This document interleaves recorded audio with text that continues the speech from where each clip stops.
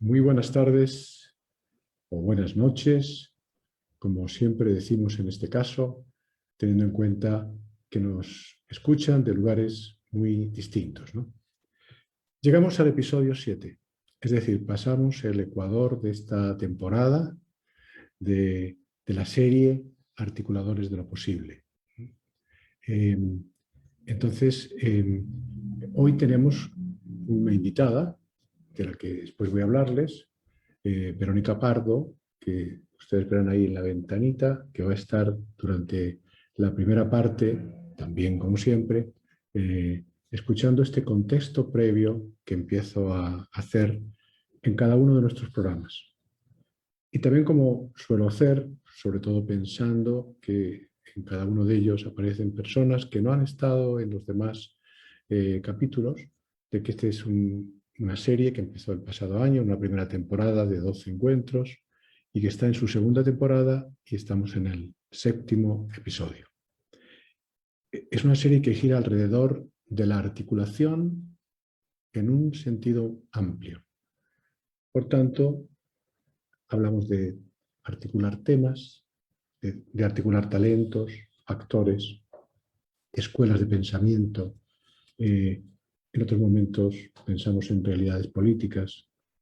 Hablando de esto, el año pasado la política y el poder tuvieron un espacio preponderante dentro de la serie. Este año hemos estado haciéndolo alternarse con otras temáticas. Por ejemplo, en la pasada estuvimos metidos fundamentalmente en el mundo de la educación. Hoy, forzosamente, aunque no sea únicamente, el espacio de la política estará también presente por la reciente experiencia de mi invitada de hoy. Articular significa crear espacios generativos. Y eso debería llevarnos a la reflexión de qué es un espacio generativo. ¿Cuál es el proceso de generar?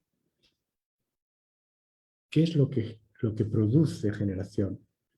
Fíjense que la vida humana es el resultado del encuentro de un espermatozoide y un óvulo.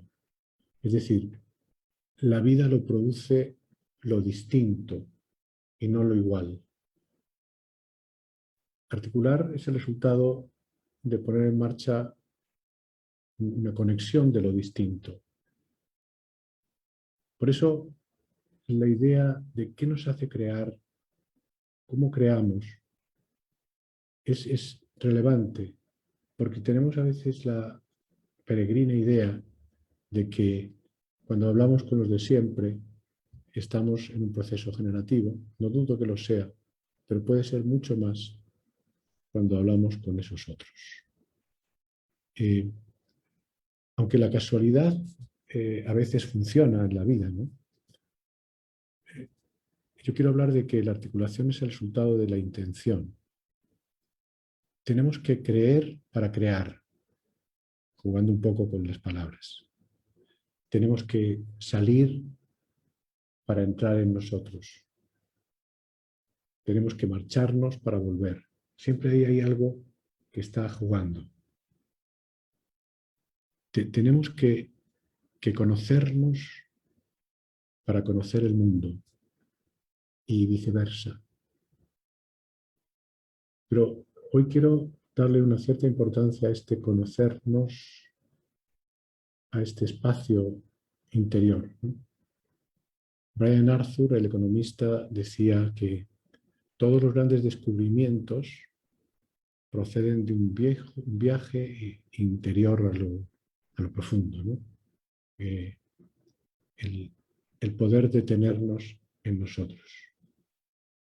Hay siempre una relación que tiene que estar funcionando, ¿no?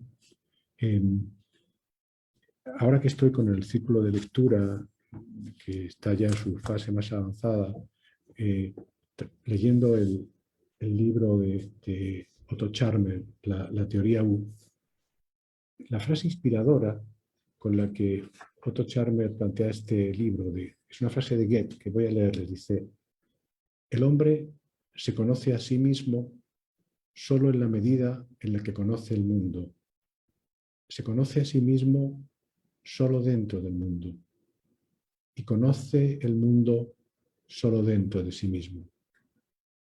Cada objeto bien contemplado abre un órgano de percepción en nosotros. Abre un nuevo órgano que puede ser a partir de ese momento esa otra forma de percibir.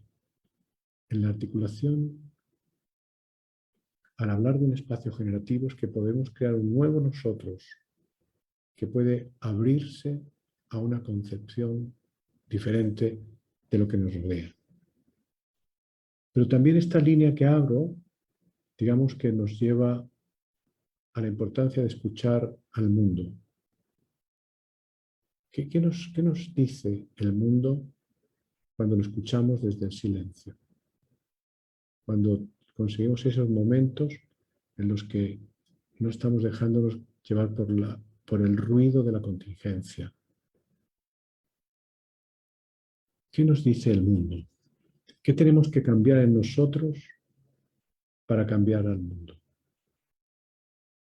¿De qué podemos darnos cuenta en esa interacción?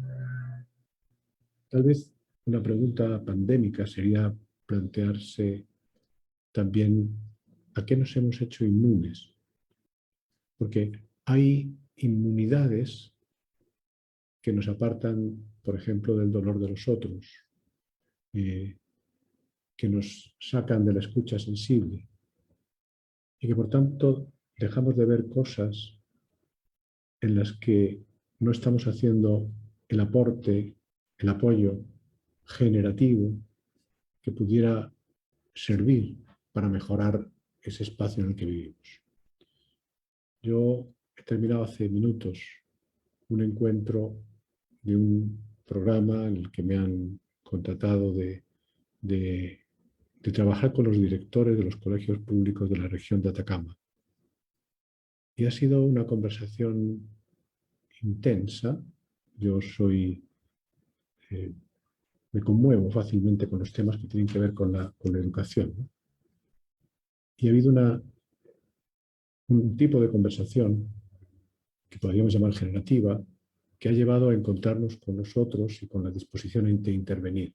Personas que realmente pueden tener una realidad en la que tienen bastantes argumentos para pensar que a lo mejor no se aprovecha del todo su talento, pero pueden en un instante determinado, al cambiar la forma de mirar y ponerse a conversar juntos, identificar esa posibilidad de seguir interviniendo. La articulación de esas conversaciones significa, desde luego, la posibilidad de crear un espacio que puede derivar en transformación, que puede derivar en amplitud, en cambio. Todo eso no deja de ser similar a los objetivos del coaching. Y por tanto, estamos hablando de cosas que tienen puntos de conexión. Sé que en la medida en que estamos hablando más personas, que somos ya muchos, que estamos hablando del coaching social, se produce alguna disrupción en la mirada más tradicional del coaching. Puede ocurrir que se produzca un cierto rechazo de la mirada más tradicionalista. Pero son cosas que pasan habitualmente. También causó rechazo hace tiempo la idea de cómo vamos a hacer coaching a través de Zoom, si es que existía Zoom en ese momento. O sea, en el fondo era a través de algo que no sea la presencia física. Pero no es distinto a lo que se puede plantear como cómo puede ser posible que un robot pueda operar con más precisión que un cirujano, ¿no? Lo que hay que conservar fundamentalmente es la intención. La intención y la idea de la transformación personal cuando queremos hacer un aporte al mundo en el que estamos. Hoy empecé a leer La Revolución Reflexiva de Humberto Maturana y Jimena Dávila.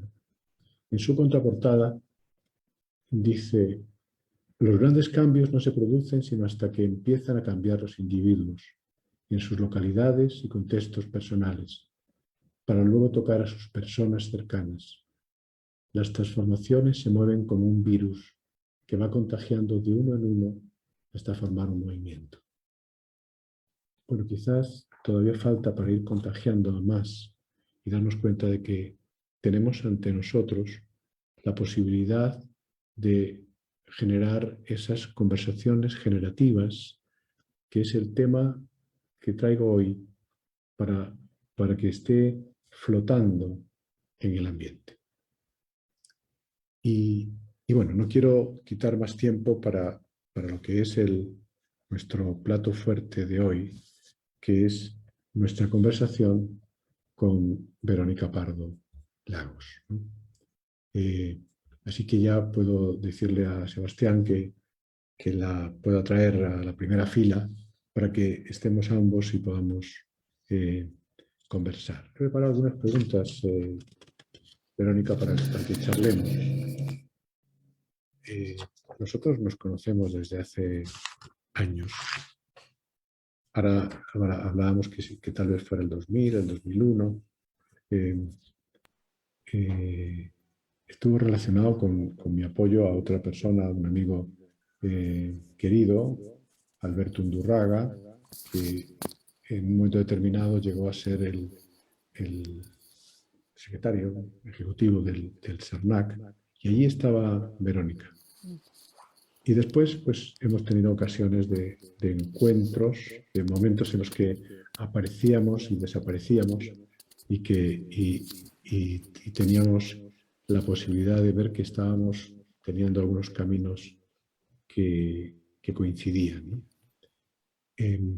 Bueno, ella después también se hizo coach. Yo en aquel momento era el coach que iba por el SAMNAC, pero después ella se hizo coach, ha hecho todo un tema relacionado con el business conscience y también con equipos, ¿no? Has estado trabajando ese proceso. Así que es coach, aparte de tener un magíster en todo lo que son la gestión de recursos humanos. Y, y además la traigo hoy acá porque ella se presentó a las elecciones, fue candidata a alcaldesa por Providencia, ¿no? Que fue la comuna en la que yo viví la mayor parte del tiempo que yo estaba en Chile, ¿no? O sea, de mis 27 años, creo que 20 fui vecino de allá y sigo empadronado. Así que eh, mi voto fue uno de los que recibiste. Te iba a hacer esa pregunta. Sí, Suponía. uno de los que recibiste como, aunque no fue suficiente, ¿no? Pero fue una destacadísima competición la que ahí ocurrió, ¿no? Eh, bueno, yo te cuento que nosotros tenemos por costumbre que esta sea una conversación que parta no tanto de los títulos, de los roles, sino de la persona. Entonces, lo más probable es que muchas personas que te vean ahora, quizá algunos te conozcan como coach, pero muchos otros te deben conocer, sobre todo los chilenos, porque te vieron en las elecciones, ¿no? Y eso, aunque lo hablemos, mi primera convocatoria es convocar a la persona. Y por eso mi primera pregunta que hago siempre es, ¿quién es Verónica, en este caso Verónica Pardo, sin etiquetas, sin títulos? ¿Cómo te definirías? Hola Juan, gracias por esta invitación. Eh, una además bonita invitación en un momento que ya empieza a parar, ¿no? Lo que fue todo esto y lo que va a seguir siendo. ¿Quién soy yo? Yo soy una mujer en un inicio de mi segunda mitad de la vida muy convencida de estar donde estoy. Tengo 51 años, soy una mujer muy apasionada y viviendo mucho más tranquila mi pasión. Soy una mujer que no quiere y no sabe estar sin ser. Y he aprendido a jugar con eso. Bien, no me gusta estar si es que no estoy de cuerpo presente. Eh, Eso en alguna vez de la vida, una doctora antroposófica me dijo, por eso tienes tantas anemias, me dijo, porque tú siempre eh, pones tierra, o sea, haces cable a tierra y ahí pones tu fuerza. soy una mujer alta, em, y viví de chica en Brasil. Y cuento estas dos cosas porque viví en la playa los primeros 8 años de mi vida. Entonces yo creo que soy una mujer bastante que se abre a la vida o muestra quién es también desde la corporalidad que tengo, porque no dejo de verme. Me veo siempre donde estoy. Soy un promedio más alta que la mujer chilena. Y mi forma de ser es muy de carioca probablemente, cosa que también gozo en mi corazón. Cuando voy a Río y me toca estar allá, tengo un buen acento, no sé si tengo todo el vocabulario, pero tengo un buen acento. Eh, me llegan a confundir. Y digo esto porque aprendí a vivir estando en lo que significa estar en la playa, sin esconder nada. Tú no escondes nada cuando estás en la playa. Al menos no en Río de Janeiro y donde te mezclas unos con otros como es el océano que reciba cualquiera, el que entre.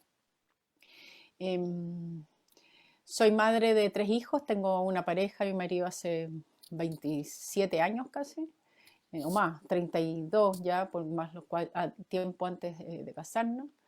Tengo 2 hijos ya egresados de universidad y una tercera que está por salir del colegio. Me encanta cocinar, soy muy creativa, uno mundos de lados muy distintos. Y que yo es lo que creo que me ha llevado hoy día a haber tomado la decisión que tomé hace 6 meses atrás. Canto, me gusta mucho cantar, lo he dejado de hacer, toco guitarra, toqué flauta traversa un tiempo. Eh, y, y yo creo que por ahí te podría decir, me gusta cocinar salado e inventar, ¿ah? Yo no soy de seguir recetas. Abro el refrigerador y un tiempo hice incluso clases de cocina en la mirada como de la economía familiar. Abro el refrigerador y con lo que hay invento cosas que salen muy bien y después se enojan conmigo porque me dice repite ese plato y no, imposible. Porque Fue el momento, fue el momento. sí, exactamente. Más o menos esa soy. Soy una mujer en evolución. No pensé que a los 51 iba a estar preguntándome de nuevo qué quiero hacer en mi vida. Soy una mujer en evolución eh, y muy agradecida de tener el nivel de conciencia y camino que he tenido hasta lo que he podido y he llegado a ser en estos momentos. Bueno, a ti, cuando empezábamos a hablar, tú decías que gracias por haberte llamado ahora, ¿no? Yo creo que hay algo especialmente interesante cuando somos convocados en esos momentos en los que ya el- esa multitud que a veces que está reclamando el mírame, quiero hablar contigo, en esos otros que no son así, creo que es cuando también se logra tener la esencia de las Mm. personas. Entonces, consideré que era un momento adecuado el poner toda mi atención en ti justo en, en un momento como este. ¿Qué, qué te conmueve? Em, Me conmueve cuando la gente se desnuda, así como desde cómo son, desde quiénes son. Cuando alguien se acerca y me cuenta su vida, a eso me refiero con el desnudo. Me conmueve los desniveles que vivimos en esta sociedad, el dolor. El dolor me conmueve muchísimo. El dolor de la soledad, el dolor de la infancia que nos acogía, el dolor de las desigualdades. Eh, Me conmueve mucho y me duele la violencia en la no escucha. Es algo que me ha afectado mucho este último tiempo.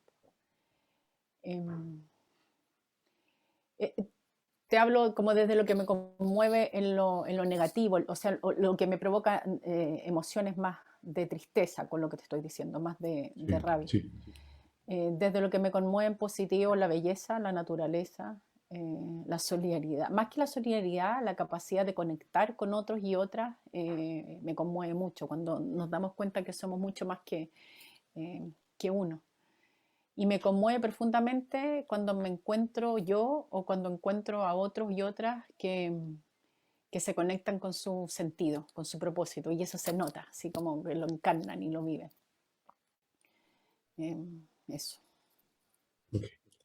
y buscando alguna diferencia, como la semana pasada, bueno, hace 2 semanas hablábamos con José Weinstein, que le hacía esta distinción entre conmoverse y vibrar, ¿no? Mm. ¿Qué, qué te hace vibrar hoy, en este momento?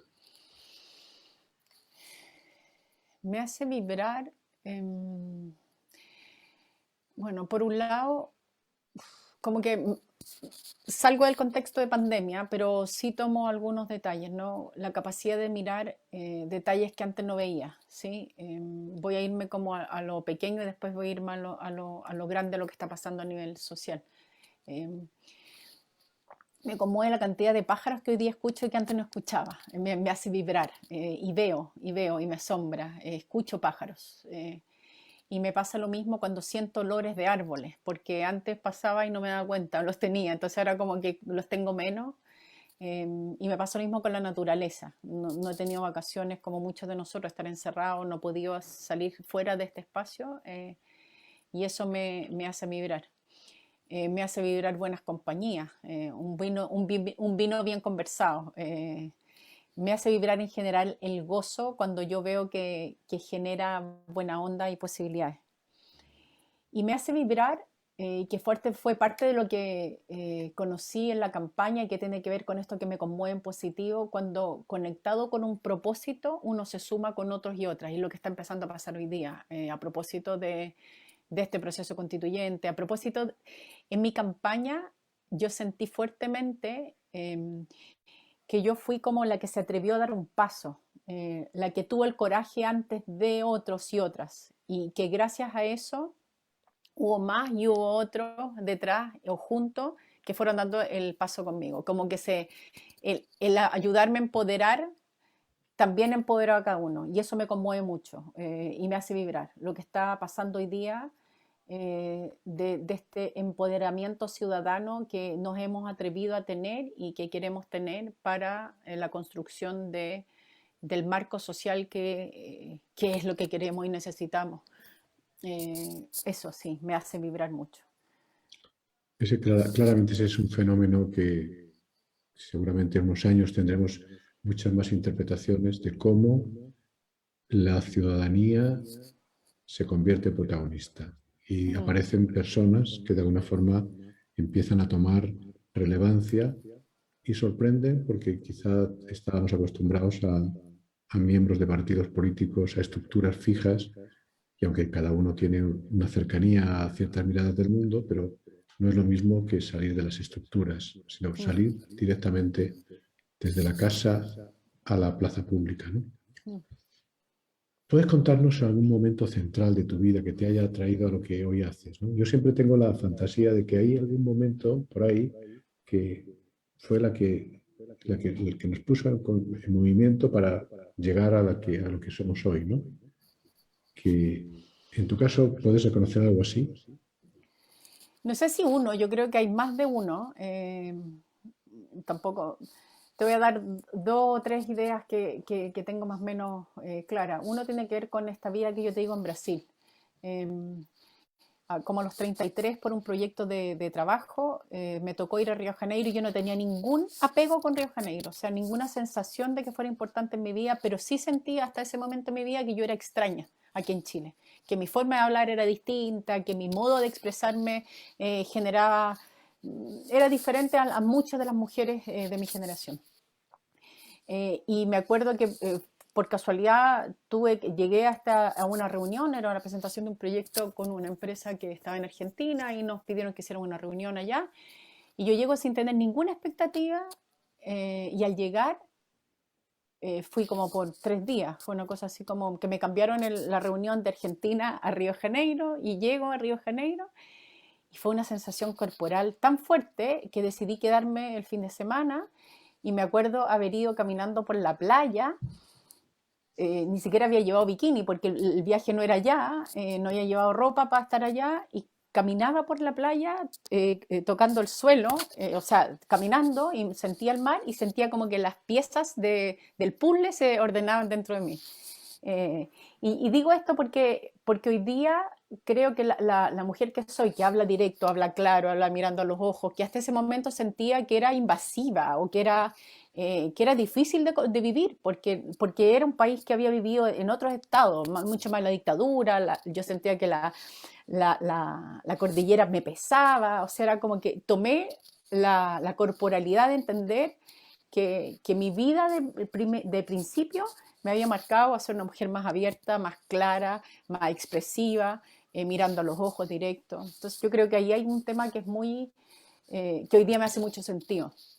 Y eso se junta con una cosa muy propia de allá que la fui desarrollando acá en Chile, pero allá tú puedes hablar con todo el mundo y en los ascensores tú subes y todo el mundo conversa y se miran los ojos y tú sabes de la vida de todo y de todas. Eh, y yo acá como que tendía a mirar lo que pasaba a todos lados y mucha gente me decía, ay, pero que eres copuchenta. Y yo era como, y me salía muy natural eso. Y ahí me di cuenta también que tenía que ver con eso, que hoy día tiene que ver con una capacidad muy alta que yo tengo de empatizar con distintos mundos eh, y de articular posibilidades. Porque en Brasil lo que yo aprendí era que tú hablabas con la persona que limpia el edificio o el que tiene el penthouse y todo era lo mismo porque en el bar de la esquina todos éramos exactamente iguales con una cerveza y para el carnaval todos eran exactamente iguales. Entonces son articulaciones que me vienen a dar posibilidades después. Y después yo creo que toda mi elección, yo soy ingeniero comercial de profesión, pero yo quería hacer, en el fondo, yo quería estudiar sociología y no había, cuando yo entré a la universidad estaba prohibido pensar, era más fácil ser ingeniero comercial, no había sociología. Y durante la carrera nunca encontré el espacio donde sentirme cómoda y empecé a trabajar como ingeniero comercial en el mundo social.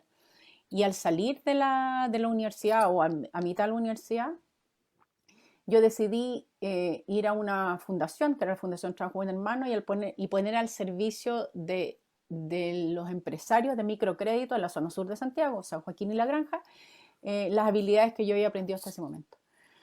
Y ahí yo siento que también me marcó de una manera muy importante, porque trabajé con feriantes, trabajé con personas que hacían zapatos, zapateros, mueblistas, y aprendí de nuevo, pero ahora desde otro tipo de conversaciones, a ponerme a facilitación de procesos, porque yo no podía y no quería ponerme desde lo que yo sé, aunque ellos me pedían, usted es la universitaria, señorita, usted enseña a nosotros, pero aprendí a facilitar para tener desde la metodología que trabajábamos, a entender lo que ellos traían para desde ahí poner nombre. Y eso hoy día tienen distintos nombres y tiene distintas formas de venderse, pero lo que yo aprendí fue facilitar el proceso. Entonces, yo creo que ahí hay dos momentos de mi vida que son muy importantes. Y el primero también, todo mi mundo carioca me da algo que ha sido muy importante en mi vida, mi capacidad de gozar, eh, que, que me encanta que esté, que me encanta que vibre, porque puedo gozar con nada, gozo con harto también, pero las dos cosas están a la mano siempre. Mira tú. Fíjate que yo pasé un tiempo en el que tomé la decisión de que una parte de mis días que fueran como un regalo a la sociedad que también me había acogido, ¿no? Y estuve en trabajo para un hermano. Me escuchó decir esto Mauricio Rojas y al día siguiente me tenía ya eh, formando a gente de dentro, ¿no? Casualidades de la vida. Quiero entonces ir de la persona a convocar a la política, ¿no? No tanto, o sea, a la mujer política, pero a la política como concepto, ¿no? Yo te conocí en el mundo público, pero, pero debo reconocer que me sorprendió verte como candidata a alcaldesa, ¿no? Me dije yo, no estaba como en esos trazados que haces y me pareció, es una sorpresa positiva. Me dije, qué bien, ¿no? ¿Qué importancia tiene la política en tu vida? Alta, muy alta. Yo he trabajado en el mundo público, tanto donde me conociste, en el CERNAC, y haciendo cosas muy, muy relevantes. Ahí estuve a cargo de todo un proceso de transformación cultural de CERNAC que apoyó el proceso de cambio de ley, que fue muy relevante para también un proceso de modernización del Estado en ese momento. Pero después hice muchas asesorías y consultorías en procesos de planificación estratégica y de acompañamiento al liderazgo en el sector público. Pero también he estado en el sector privado, eh, en consultoría y en ONG, en muchas fundaciones y ONG de distintos tipos, en temas de educación, en temas de pobreza, en temas de género, mujer, microcrédito, en muchas diversas, distintas. Y todos, en general, y en el sector privado estuve porque, bueno, porque era ingeniero comercial y en el momento me dije, necesito estar en el lugar donde tradicionalmente me preparé para estar y desde ahí ver cuál es la mejor forma que puedo articular todo esto. Pero nunca dejé de lado la convicción de que todo lo que hacía tenía para mí un impacto social muy relevante. O sea, es muy difícil encontrar en mi historia algún trabajo que no tuvo un impacto social, de por qué estaba haciendo ese proyecto tenía siempre un impacto social. Y la mirada de ese impacto social para mí tiene mucho que ver con lo político, con la construcción de sociedad, con el trabajar con otros y trabajar con otras. Ahora, siempre me pregunté en los distintos trabajos que tuve y me tocó ser muchas veces, no solo con Alberto, con varios otros, una muy gran mujer segunda a bordo. Y además en los mal llamados temas blandos, que hoy día son fundamentales, pero yo vengo trabajándolos hace mucho tiempo. Entonces esa mezcla de ser mujer en temas blandos en la política, para el desarrollo de política pública no es visto. Hoy día empieza a ser incipientemente visto, pero no era visto. Y menos si lo hacía una mujer. De hecho, en algún momento me desafié a estar en un partido político porque creía que estos temas eran relevantes. Y yo decía, siendo mujer y en temas blandos, nadie me va a pescar, sé que no estoy metiendo en un partido político. Y entré a uno, pero me salí al tiro. Y ahí me di cuenta que no, bueno, más que ahí me di cuenta, para mí siempre ha sido relevante. Yo dije, en algún momento me interesa yo poder liderar. Porque me daba cuenta los impactos que generaba y cómo era capaz de liderar procesos y proyectos, pero siempre estaba más bien de atrás o en una segunda fila. Y bueno, y llego ahora, pero para mí el tema político, por la mirada social y por mi conocimiento y trabajo social que he tenido muy fuerte en toda mi vida, ha sido siempre muy importante. ¿Y qué te llevó entonces a una posición tan protagonista como la de ser candidata de una de las comunas más importantes de Santiago, ¿no? Como es Providencia? ¿Qué te hizo tomar ese paso?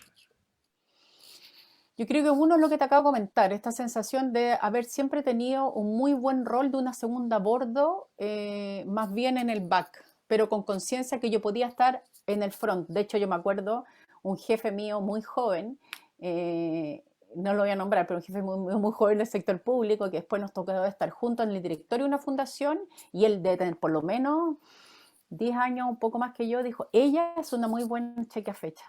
Y yo, claro, lo entendía que era un piropo, pero por otro lado decía que patudé. O sea, ella es una muy buena cheque a fecha, de esta mirada tan sensata en ese momento, pero tan machista, porque para poder tener realmente espacio en el mundo que a mí me interesaba, había que dar unos golpes y unos codazos que yo no estaba disponible a dar, no me interesaba. Pero yo estuve en directorio de fundaciones varias veces. Y varias veces me pasaba esto de que yo decía algo y no se escuchaba, pero lo decía al lado un exministro o algo, oh, qué inteligente lo que dijo, o sea, lo viví toda mi vida. Entonces, ¿qué me llevó hoy día a dar el paso? Me llevó a dar el paso, uno, estar en una etapa de mi vida donde miro para atrás y digo, wow, de verdad he estado en mundos tan distintos y he sabido conversar en todo espacio, ¿para qué me sirve esto? Esto fue una pregunta, ¿por qué he dado esta vuelta así por tantos lados? Dos, tengo la convicción que yo hoy día no tengo al revés, que todo lo que he hecho ha tenido sentido y tenía más libertad porque estaba con mi propia consultora trabajando en proyectos individuales. Y tres, el proyecto en que estábamos, social, me convocaba mucho, pero tenía claridad que a mí no me llamaba ser parte del proceso constituyente, porque me siento una mujer mucho más de gestión que de discusión ideológica. Y entonces se conjugó que efectivamente en Providencia Además, yo creo que los partidos políticos tampoco tenían una buena carta, ¿no? Pero no querían jugársela de la misma manera en Providencia, pero hubo unas primarias ciudadanas en las que nos invitan a nosotros los cabildos y la asamblea, y yo me hice parte activa de una asamblea aquí en Providencia, eh, y los cabildos y las asambleas me proclaman a mí como su candidata y gano en unas primarias por el 42%. Y eso me lleva a este proceso. Pero fue como una conjunción de todos los elementos anteriores, ¿no? Como eso. Sí, esas primarias fueron muy sorprendentes. Mm. Yo también participé y cuando supe el resultado me sorprendió tremendamente. Pero alguien me llamó esa tarde para decirme y dije, "Oh, fantástico, ¿no?". Quiero entrar en la política local, que conforme en los últimos años, yo mismo que veía la política local como algo menos trascendente, ¿no? Siempre estaba pensando en el gobierno de la nación, en el proceso que ocurre dentro de las cámaras de diputados para crear las leyes y las políticas. Y sin embargo, no sé en qué momento me he ido dando cuenta que donde se podía producir la transformación más importante de la política era en la proximidad, Mm. era Tal cual. cerca del terreno, ¿no? Entonces quiero un poco saber qué importancia le das tú a la política local, ¿no? Estás también en la mirada de que ahí es donde se llega a profundizar, a conocer lo que le pasa a los ciudadanos, Tal cual.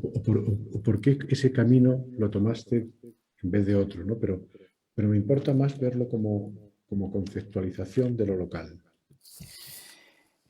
Es las dos cosas que tú dices. Yo de verdad creo, y esto a mí me tocó estar cerca del trabajo que hace la OCDE, ponte tú, viví 4 años en Francia, y me ha tocado escuchar también esa experiencia, organismos internacionales, y es parte de la experiencia que yo también viví estando en el CERNAC, eh, que es los logros reales se consiguen en el territorio, y la buena vida de la gente se consigue en el territorio. Eh, y no se construyen desde la definición política solamente. Cuando nosotros, y te voy a poner un ejemplo y después voy a entrar a lo que te estaba diciendo, ¿no? Cuando nosotros discutíamos aquí en la asamblea de nuestro barrio cuál es la constitución que queremos, yo después me acuerdo que siempre colocaba la pregunta a propósito de mi ejercicio y el aprendizaje que había tenido por ser coach en el modelo de liderazgo consciente. ¿Qué vamos a hacer nosotros para que eso pase en nuestro barrio? Y esa pregunta era muy difícil de contestar, porque muchos creen, y es parte del temor que yo tengo, que la constitución va a ser mágica, que nos va a traer un cambio social. Yo creo que nos va a dar el marco social para los cambios, pero los cambios no se hacen porque un ente externo venga a decirnos lo que hay que hacer.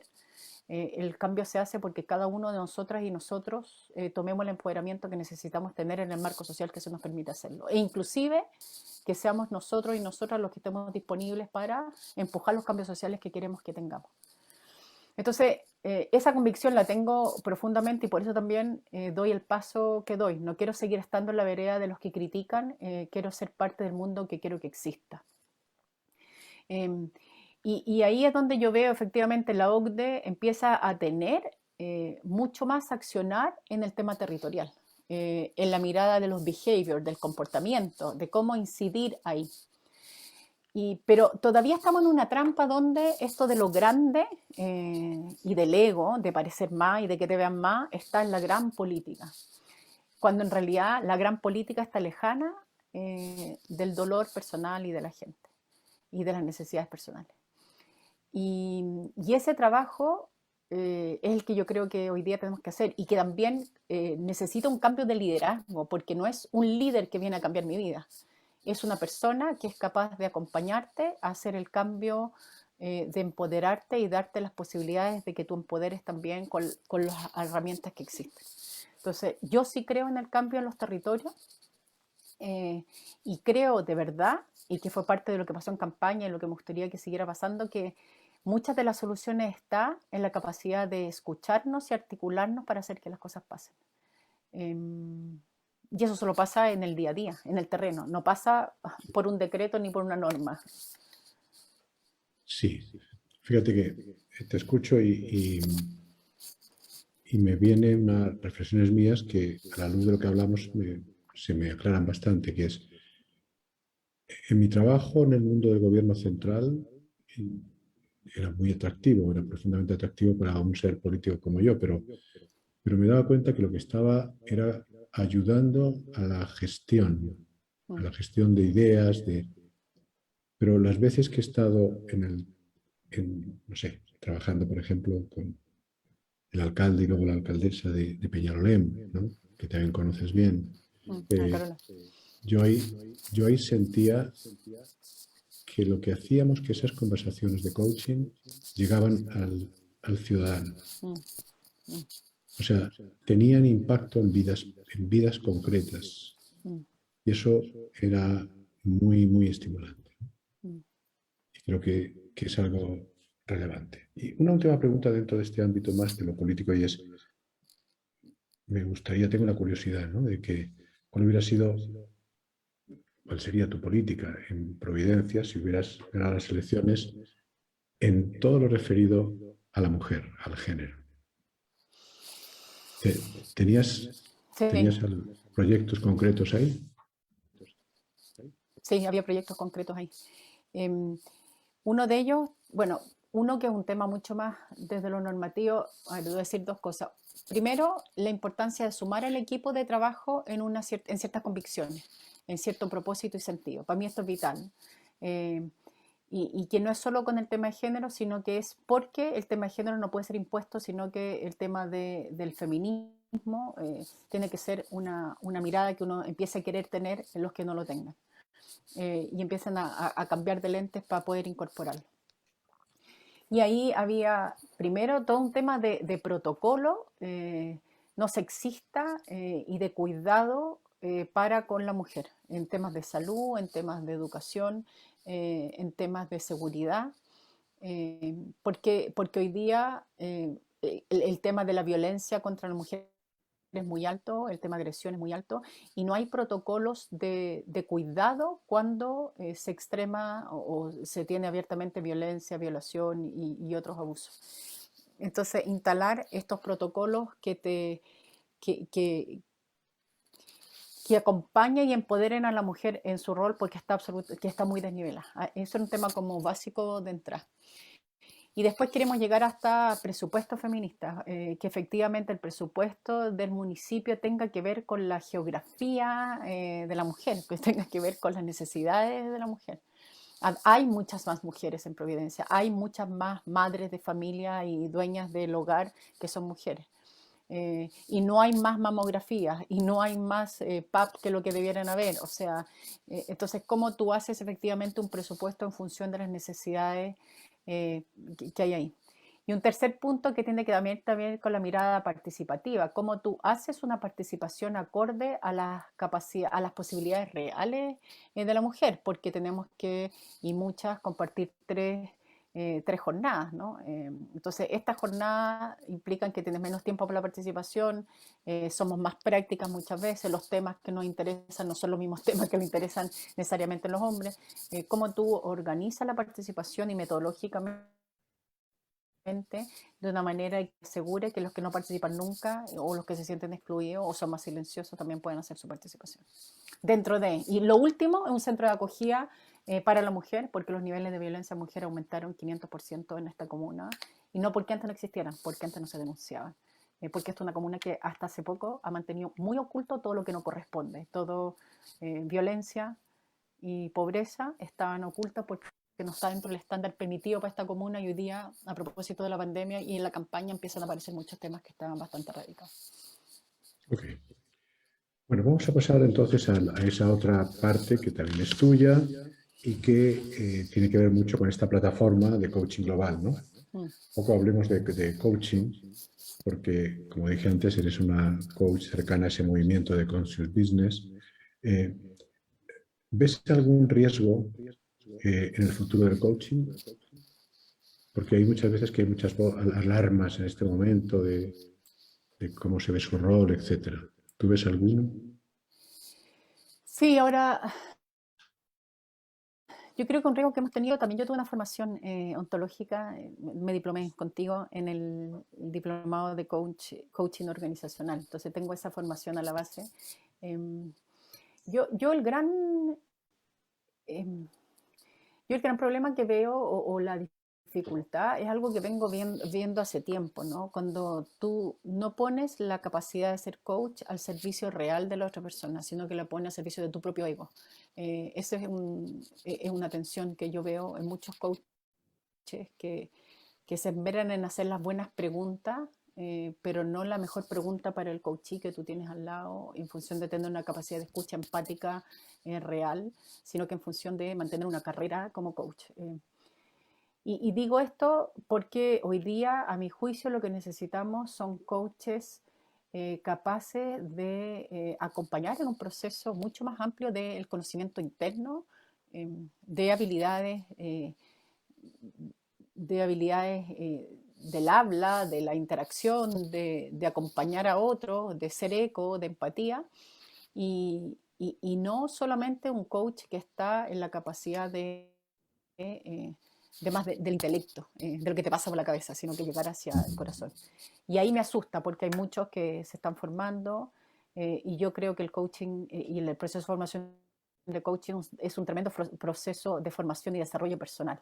Entonces, ¿cómo hacer esto cuando tú también te trabajas tu propio ego? Y el para qué estás queriendo ser coach. Eso lo veo porque la necesidad de lo otro, del desarrollo personal, del desarrollo de la habilidad es cada día más alta. Entonces, entregarse con toda naturalidad y confianza a personas que quizás no están con esa mirada me preocupa.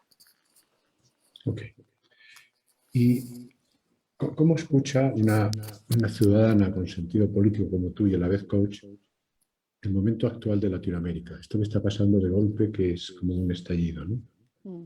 ¿Qué, qué es aquello que está detrás del quiebre que hoy vemos, ¿no? Bueno, ¿cuál es tu escuchar de esto? Yo creo que es no sé si llamarla la adolescencia o realmente pasar al territorio de la adultez, ¿no? Como lo que yo veo es una ciudadanía que le otorgó demasiado permiso a otros que fueron sus representantes y que los miraba hacia arriba y en realidad esos representantes no fueron representantes, fueron sus propios representantes. Entonces lo que yo veo tiene que ver con gente que se aburrió de esperar que otros tomaran decisiones por sí. Ahora, lo que también veo es que hay mucha gente que sigue esperando que otros vengan a resolver y no haciéndose cargo de que podemos dar el paso que yo creo que está pasando organizacionalmente y no solo socialmente, de las organizaciones más planas, de la mirada redocrática, el momento de hacernos ciudadanos y ciudadanas de verdad. Y por eso digo hacernos adultos, por eso digo, no sé si es solo adolescencia, pero es como eh, desafiar las estructuras que están y desafiar los límites, a mí me parece que es lo necesario en la medida que también queramos hacernos cargo de hacernos responsables y protagonistas de nuestras propias vidas. Entonces veo mucho esta demanda social asociada a esta necesidad de mayor coherencia, pero tampoco estoy viendo hoy día la capacidad de automirarse y decir cómo nos hacemos cargo y si no, y no seguimos tirando hacia afuera la responsabilidad. Ok. Quizá complementando esta línea, ¿no? Ya sabes que para mí ha sido el camino natural, ha sido este ser coach y acompañante del despliegue de otros, pero fundamentalmente en el mundo de la política y el poder, ¿no? Mm. Eh, ¿Ves que esa es una línea que tiene, digamos que no solamente futuro, sino que sería algo que los coaches deberíamos entrar con más facilidad?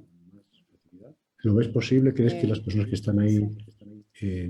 no digo que no tengan necesidades, sino que se dejarían acompañar? Es una buena pregunta. Yo creo que sí está la necesidad, yo creo que es muy relevante esa necesidad a propósito de las dos preguntas anteriores que me hacen, ¿no?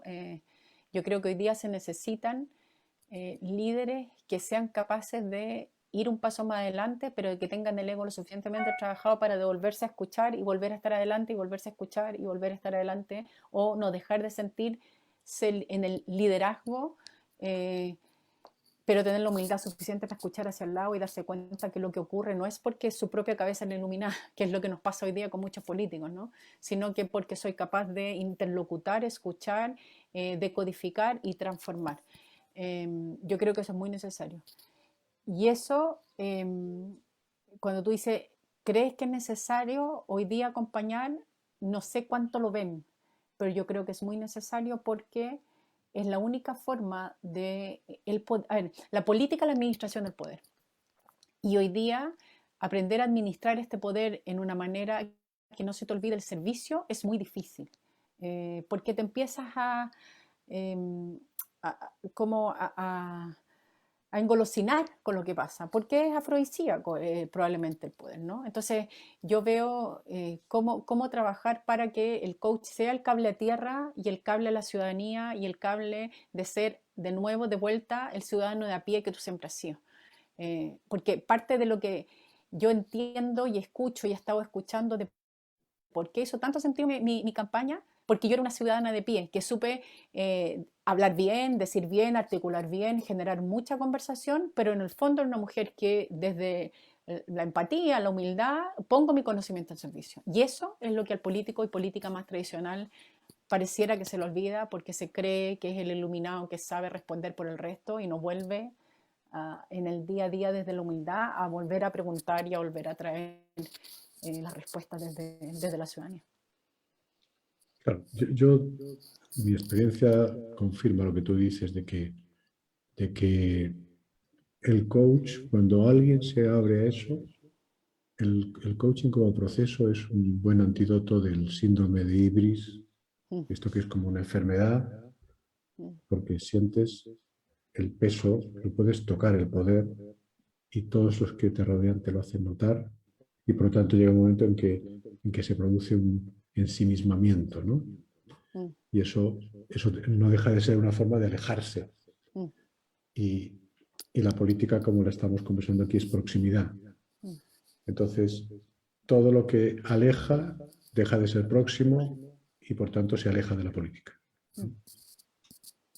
Una última pregunta dentro de esta línea, para pasar ya a algo más frívolo y fácil, ¿no? Eh, si tú empezaras hoy tu carrera profesional, eh, ¿cuál sería el equilibrio entre coaching, poder, política? ¿Te imaginas combinar esto de otra forma? ¿Te ves que pasarías por las tres vías? ¿Te quedarías más en alguna de ellas? Si yo usara ese ejercicio, el conjugar los tres como mi ejercicio profesional o yo como política, dices tú. No, ya lo pienso como si tú empezaras y en vez de ser la mujer de 51 años, fueras la que estaba cuando hacíamos el programa de coaching organizacional, aquello que tenía tantas posibilidades abiertas. En ese momento, si ahora volvieras ahí, ¿harías un diseño de tu vida en estos ámbitos distinta o crees que la que has seguido es la adecuada? Yo creo que, a ver, podría ser algo distinto, como más claridad de lo importante que es efectivamente acompañar a los liderazgos para un ejercicio más sano y coherente de cómo poner al servicio tu liderazgo en función de los propósitos organizacionales. Si yo pudiera acompañar mejor eso y con mayor, habiendo mejorado ese aprendizaje, podría ser un poco distinto. Ahora, creo que los caminos que hice ayudando a llegar a eso mismo, y a aprender de estrategia, de estar como en distintos niveles para poder llegar a acompañar a los liderazgos, es lo que me ha permitido, o sea, todo este otro aprendizaje me permitió estar hoy día. Pero sí como la mayor claridad que, por eso llego a formarme como coach. Después de haber hecho mucha consultoría en estrategia, me di cuenta que declarar estrategia era muy simple. Lo difícil es poder ser coherente al momento de lo que declaras, lo haces, o empiezas a tratar de hacerlo. Entonces, cómo tener mayores herramientas de acompañamiento para que lo que yo quiero impactar realmente esté disponible y sea protagonista en querer impactarlo. Yo diría que esa es como la definición que podría ser eh, eh, traer más aprendizaje si tuviera que volver para atrás. Cómo acompañar mejor esos procesos. Muy bien. Entonces, para terminar ya, querida Verónica, unas preguntas rápidas, ¿no? Un personaje al que admires. Mira, son bien de historia, pero los sigo admirando igual, ¿no? O sea, Luther King, Gandhi, Teresa Calcuta, o sea, su capacidad, y me pasa con cualquier persona, pero en particular ellos, ¿no? Como su convicción los hizo lograr hacer lo que hicieron. Esa conexión con el propósito tan fuerte siempre ha sido una duda para mí. ¿Cómo tú te conectas tan fuerte con un propósito que efectivamente mueves montañas? Eso para mí está detrás de eso. ¿Hay algún libro que me recomiendes? Los pacientes del doctor García, capaz que ya lo han leído, no Almudena Grande. Es una... eh, He leído mucho las novelas grandes, Ahora, pero no he leído el libro. sí, un buen libro. Hay una pregunta que hago, porque no es que me sobre el tiempo, pero tengo siempre mucha curiosidad de alguien con quien debería yo hablar porque consideres que tiene muchas cosas que decir. Si tú me dijeras, Juan, te recomiendo hablar con alguien que pienses que yo no conozco y que tú sí. Ay, tuve conversaciones que fueron muy bonitas en este proceso, probablemente la conoces, ¿no? Pero con la Jimena Bogavir, a mí es una mujer que es maravillosa y que creo que toda su mirada hoy día que está haciendo en los temas de terceras personas mayores es un gran aporte, por ejemplo. En ese ciclo de conversaciones tuve con se me olvidó el apellido, la Ana María, mm, mal de mi parte, pero ahí yo creo que con ese nombre tengo suficiente con Sí, la... sí, con Jimena la llevamos un día a la Fundación Desafío, donde yo coordino un grupo, ¿no? de los grupos de encuentro. Un día fue nuestra invitada y, y yo, la verdad es que la había visto en varias reuniones, pero tenerla allí en un grupo de 10 personas es un ser con luz. O sea, Sí, esa sensación absolutamente. real de que tiene luz. Sí. Una Y, tremenda energía y una dulzura tremenda, ¿no? y además una humildad, o sea, para todo lo que ella ha hecho en la vida y los aportes que ha hecho sociales, ella se para muy desde atrás a hacer aportes y a acompañar y aportar a que otros y otras hagan y sigan haciendo. Y siempre además con una sonrisa y con una simpleza que lanza temas muy relevantes. Yo lo encuentro ella una gigante. Finalmente, ¿qué mensaje quisieras dejar a quienes nos ven y sobre todo a los que nos van a ver después? Porque este programa tiene esa característica que lo ven muchas más personas mucho después, van bajando el video o viéndolo en el Facebook de Coaching Global. ¿Qué mensaje quisieras dejar?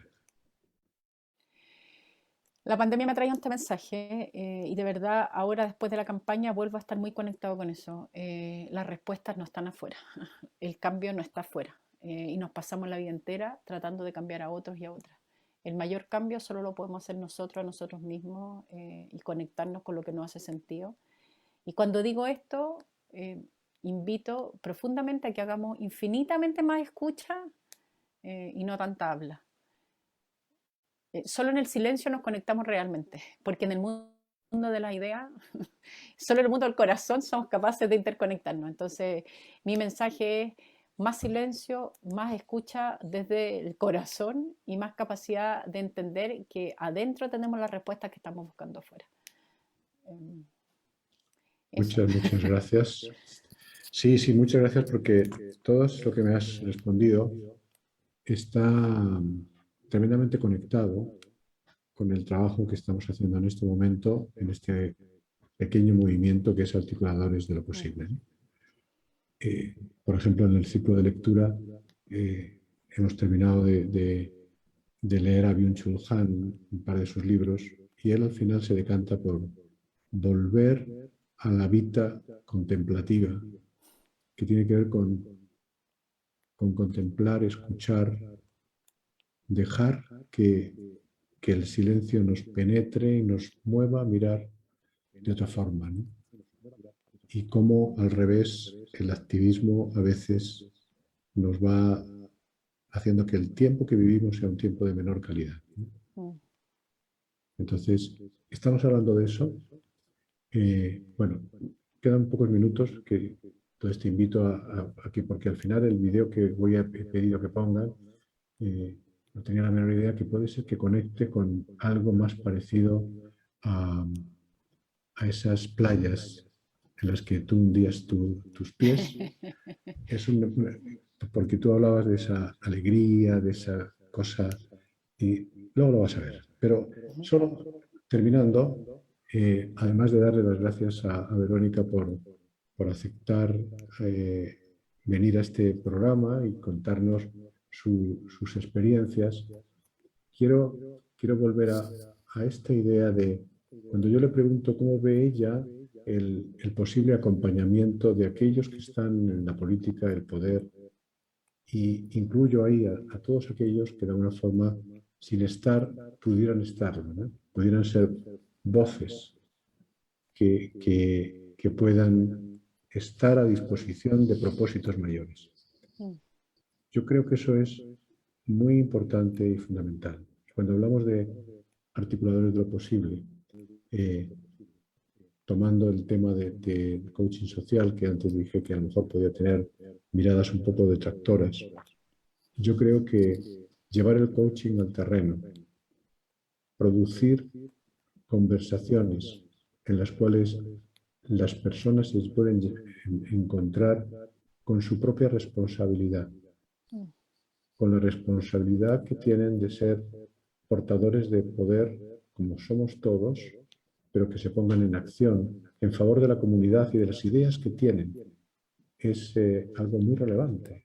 Tiene una importancia de primer orden, porque un aspecto que a mí me llamó mucho la atención cuando empecé hace 27 años en esto, ¿no?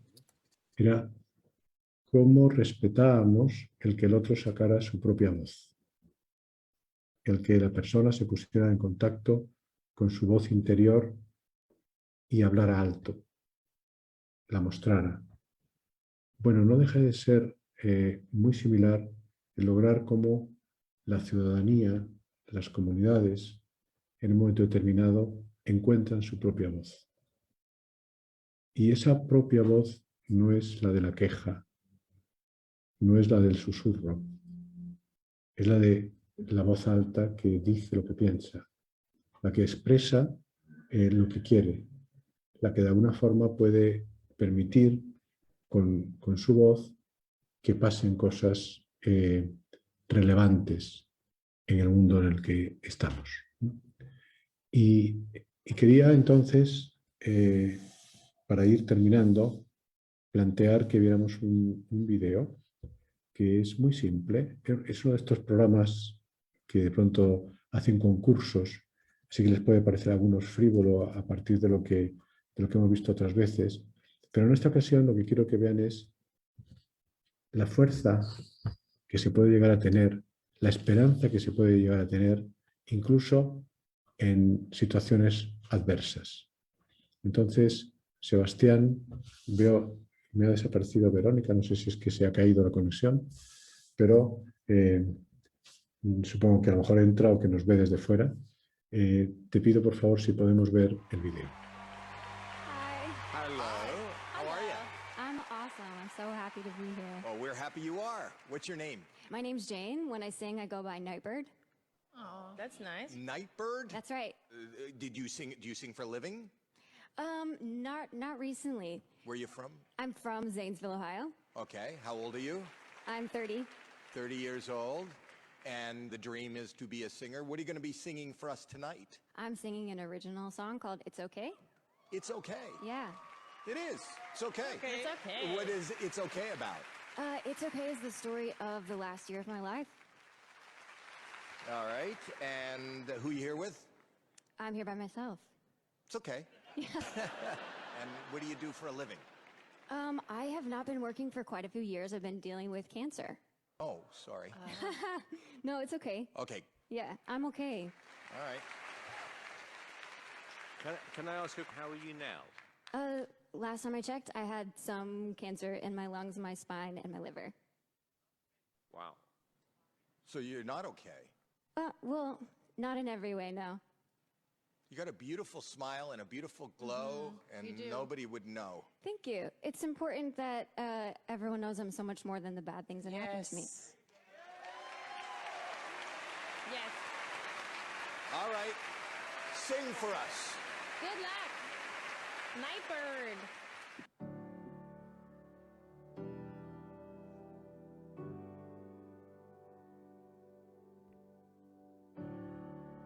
I moved to California in the summertime. I changed my name thinking that it would change my mind. I thought that all my problems they would stay behind. I was a stick of dynamite and it just was a matter of time, yeah. Oh dang, oh my, now I can't hide. Said I knew myself, but I guess I lied. It's okay, it's okay, it's okay, it's okay. If you're lost, we're all a little lost, and it's alright. It's okay, it's okay, it's okay, it's okay. If you're lost, we're all a little lost, and it's alright. It's alright, it's alright, it's alright.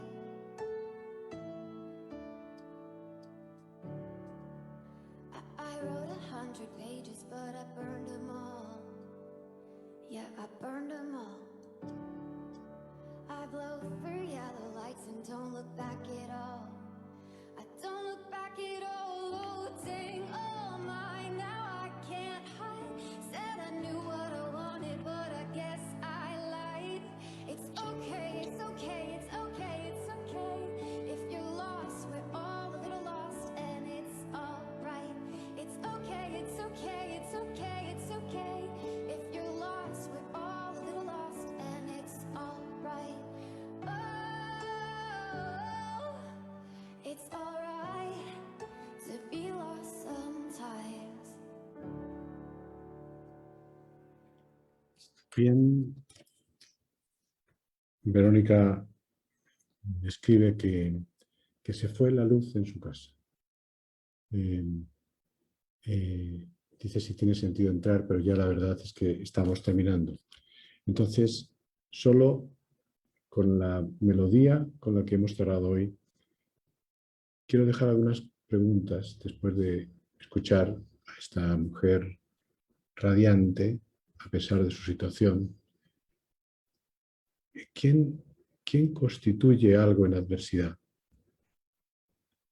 ¿Quién da poder a lo que no queremos? ¿Quién otorga voz a lo que queremos, a lo que realmente nos importa? ¿Cómo podemos generar una voz que exprese nuestros anhelos? Quizá todo eso está dentro de esa posibilidad que es generar conversaciones generadoras, como decíamos al principio, que puedan servir para que haya una voz colectiva que se haga cargo de tener una participación en el poder, en la política, en la comunidad, en el mundo en el que estamos viviendo. Seguiremos hablando de esto, seguiremos hablando e invitando a otras personas que tengan su voz para que vayamos conociendo más directamente a personas que realmente merece la pena escuchar y escucharlas en silencio.